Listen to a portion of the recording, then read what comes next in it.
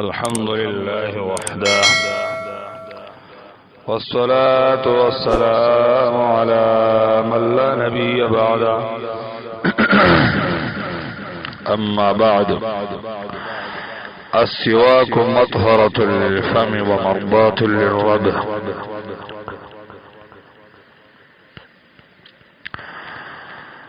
السواك مسواك مطهرة دا صفاكون كده للفم خليل راه، ومرضاة للرب او راضي كون كده لپاره درب.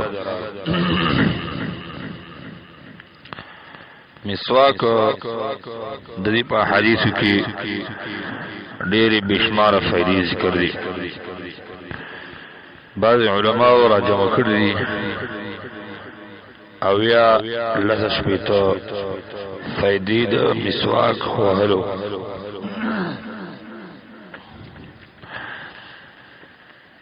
او په دې حدیث کې دا غینه دوا فائدې چې ذکر دي.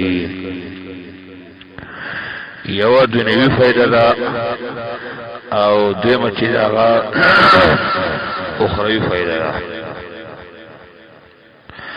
دنیوي فائدہ دا ده چې غاښونه صفا کوي او چاته د خولې نه بدبوی نه ورځي او د خولې او د معدې بیمارونه انسان په امن کې کوي. او اخروی فائدہ داره چې مسواک کوونکی نه الله خوشاليږي، الله ته راضي او د الله رضا چې دا ډېر لوی نعمت دی. ورضوان من الله اکبر، د الله طرفه رضا دا لوی نعمت دی. دو جنتیانو صفت الله ذکر کوي چې الله به ته راضي. ورضوان من الله اکبر. او نور دې فائدې ډېرې علماء ذکر کړی دي او حدیثو کې ما ذکر دي. حافظه د انسان قوي کوي او دغه سي ځان کدن په وخت کې روح په اسانتیا سره وځي. کلمه شهادت دا ویل ورته الله نصیب کوي. لغوی صرفی تحقیق ده دی مسواک نصر ینصرو باب نه یسواک یسوکو قال یقول وظلمانه اجفته.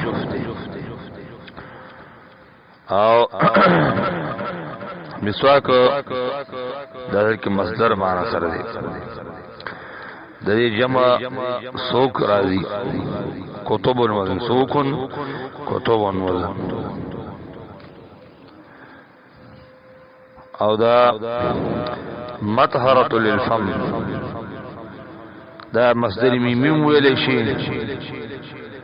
او مصدر په معنا د فاعل سره پاکون کې اسم فاعل سره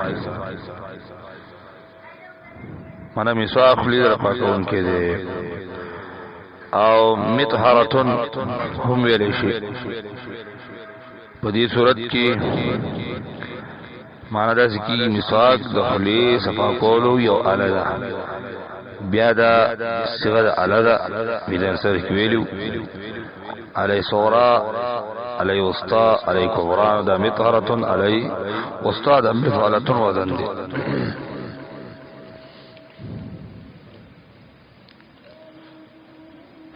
او دغه صورتونه په مرضات کې مرضات مصدر دے او مصدر په معنا د اسم فاعل رضا کون کی یا مرضات دا یو الله د الله د رضا کولو چې الله په دې باندې رضا کیږي.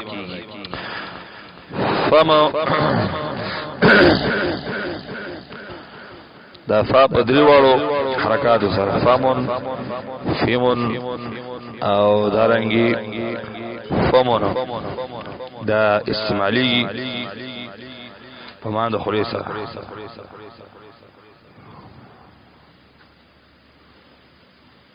او اثر کې د لفظ فوه به په دې کې اعلان شي د تسنیه فمان راځي او فموانی او فمیان راځي دا درې وړه راځي. او د جمع افواه ده فی افواههم او دارنګي افهام او رب لفظ د تحقیق مخکی من کلام رب العالمین په خطبه کې شی شوی او ترکیب السواک مبتدا دا مطهرۃ المصدر په معنی اسم فاعل پدې کې هي ضمیر دی اغا ورل فاعل للفم السواک دا مبتدا شو او دا مطهرتون دا مصدر فمان اسم فاعل ضمیر دی هي ولا فاعل للفم دا لام حرف جر فم مجرور او جر بکسری لفظی سره دی جار سره مجرور نه دا متعلق شو په مطهرتون پوری مطهرتون مصدر چې په معنی فاعل سره متعلقه دا معطوف علیه هی شو و حرف عطف مرضات بیا مصدر فمعنى فاعل للرب لام حرف جر رب مجرور جاثر مجرور متعلق شو مرضات بری مرضات سرد متعلقه دا معطوف شو بعد معطوف علیه چې مطرد للفهم او معطوف سره معطوف علیهنا دا د السواک مبتدا د پر خبر شو او مبتدا سره خبرنا جمله اسمیه خبریه شو